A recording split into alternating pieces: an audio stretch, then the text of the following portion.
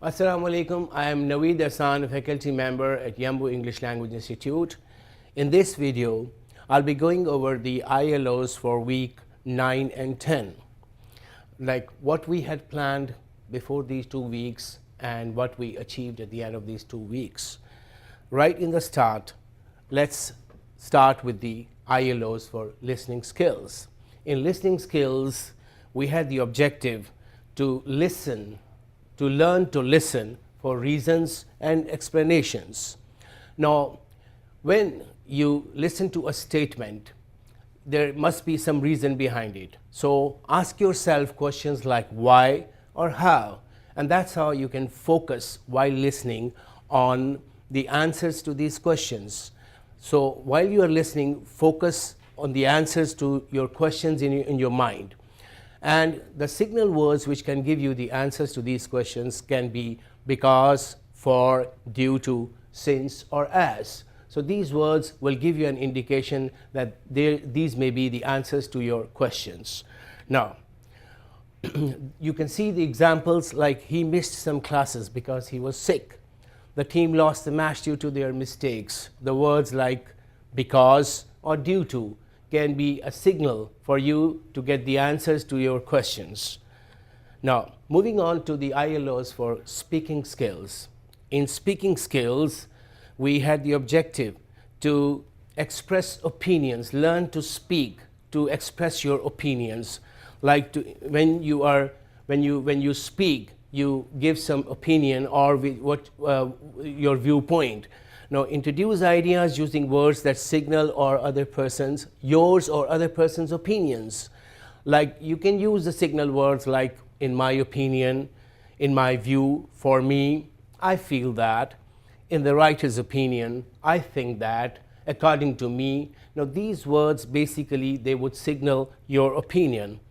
Now, using these phrases basically they tell the listener that it's just an opinion. You may agree or you may not agree with me. Let's move on to the reading skills ILOs. In reading skills, we had the objective to learn skimming. Now, what does skimming mean? Skimming is a reading technique, and it means to read a text quickly to get the general idea or the gist of the text.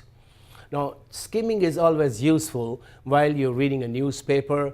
For example, you don't have time to read the whole newspaper, so sometimes you just go over it and you just see it quickly to get the gist of the news. Or a magazine, sometimes you just go over the article and to get the general idea of the article. Reading online sometimes or taking a reading test, skimming is always a useful technique to get the general idea. And in research, you skim an article to see if it's useful for your research or not. Now, some useful tips for skimming are that you can read the title, look at the images and read any captions, read the first sentence of each paragraph, and move your eyes quickly through the text. Do not read every sentence or every word. In case of a short text, you can read the first and the last sentence of each paragraph. Now, this is how you can just get the general idea of reading. Now, the next ILO is related to the writing skills. In writing skills, we had planned to learn how to write a summary of a short passage and also to give the reference of the original article. Like some of the tips that you must use the appropriate structure to learn how to use the appropriate structure of a paragraph, and also to use the common phrases to give the reference of the original article.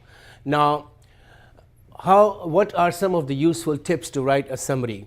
First of all, you have to skim the text, noting some of the important things like the subheadings, the first and the last 2 sentences of each paragraph, the phrases which signal or give an indication of the author's opinion, like I believe, I think, but, however, in my opinion. Now, these are some of the phrases which tell us what the writer wants to say. Now, then, after that, you write down the main ideas of the text in your own words and write down the key supporting sentences, but one thing important here is do not include the minor details in summary. Now, how do you give the reference of the original article, or it's also called acknowledging the author, or to give acknowledgement to the author that where you took this passage from, or how you summarized or where was the original article taken from, or the original the idea was taken from. Now, you can use the signal words like to give reference, such as the author believes, or the author states, thinks, describes, explains, or sometimes it's according to, and then you can use the author's last name, or in this article, or research has shown. Go through the, and then after that you go through the process again, and you can make do the editing or make the changes as you need to make.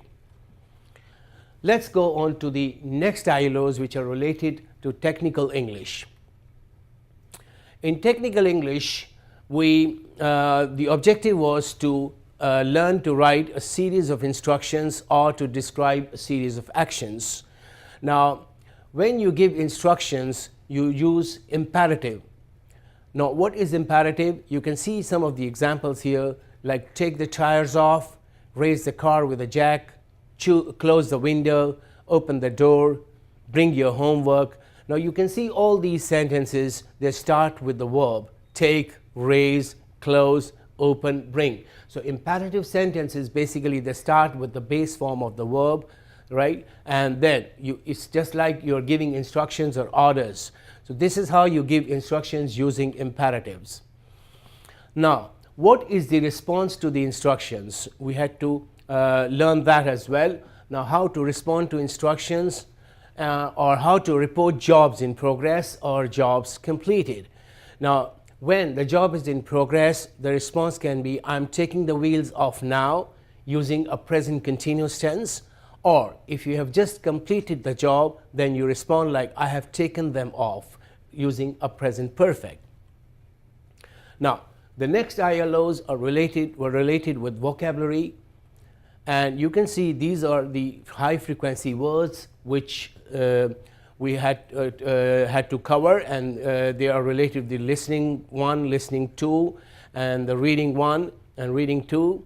And then on the other side, on the right side of the screen, you can see the technical English words.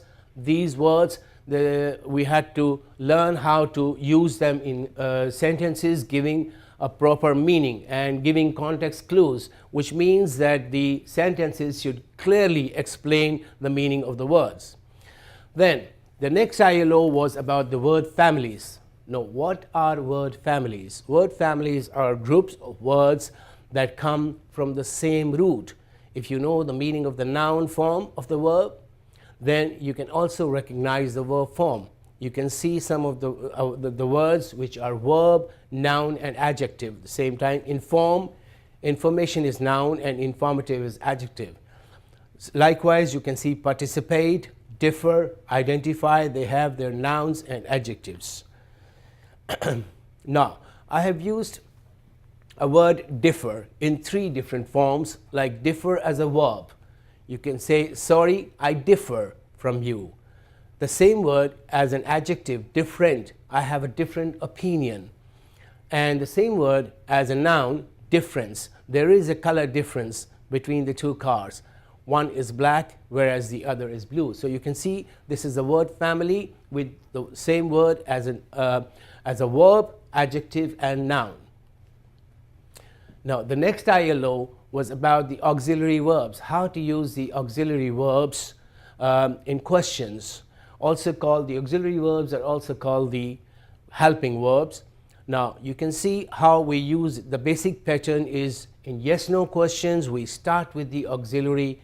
We have, do you play football? Did Ahmed and Ali have good relationship?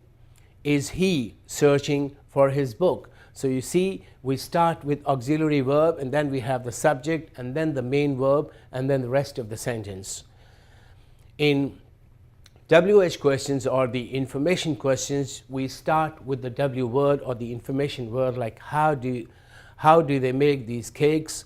Where does she study? How much sugar do you want? When does the girl go to bed? So these are This is a structure that you follow in the information questions or the WH questions. The basic structure is the same, only you start with the question word. Now, let's move on to the ILOs related to grammar. In grammar, we had two tenses, present perfect and past simple.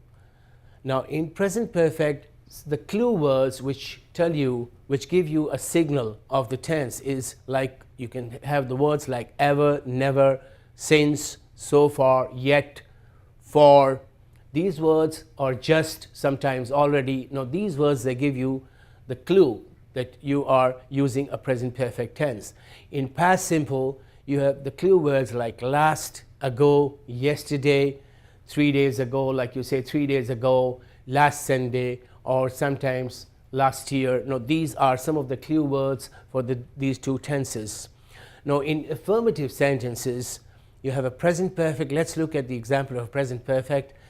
Subject plus have or has, and past participle, which is commonly called the verb 3 as well. I have studied, you have studied, or he, she, it has. Now, here you can see that we have used has instead of have. So there are two different classes of subjects which take, one takes have, the other takes has. In have, we have the I, we, you, they, or any plural subject, they take have. Whereas he, she, it, or a singular subject, somebody's name, it takes has. So we have studied, you have studied, and on the other side, but you can see on the other side, the past simple, the structure is different, where you're using past form of the verb, or the verb to, as you call it. I studied, you studied, he studied, and you can see here we just use the verb to, or the past form of verb with all the kinds of subjects. In present perfect, again, you can see the examples. In the negative sentences, you just have to add not after have or has. I haven't studied, you haven't studied. But on the other side, you can see in the past simple, you see the same helping verb did and just not. Here with has or have, you put not. On the other side, I didn't study, you didn't study, he didn't study. So this is the difference between the two past present perfect and the past simple in the negative sentences. When moving on to the interrogative or the question forms, you just have to start with have or has. Bring it in the start. Have I studied? Have you studied? Has he studied? And likewise, in past simple, again, you bring the auxiliary verbs in the start. Did I study? Did you study? Or did he study? Likewise, you have just the same structure, only you have to start with the auxiliary verb. Now, the present perfect shows a relation between past time and present time. You see the picture down. Some action that started in the past and it has moved into the present. This is present perfect. The action is still on, or it has just finished. Like, I have just finished my work. You still have a pen in your hand, or you still have the notes in front of you. So you have just finished your homework, for example. So it means that the action either just finished, or you're still in the process doing that action, or you are still on, or the action is still on. On the other side, past simple, the past simple talks about the actions or events in the past that are now finished. They are no more. They started in the past, finished in the past. They didn't come into the present. You can see the pictures like past, now.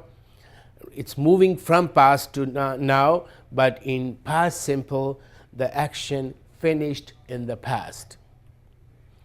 Now, I've put some of the examples. You can compare the examples. She has phoned me 4 times so far. So far means until now. So this means until now, the action started in the past, but until now, it's still on.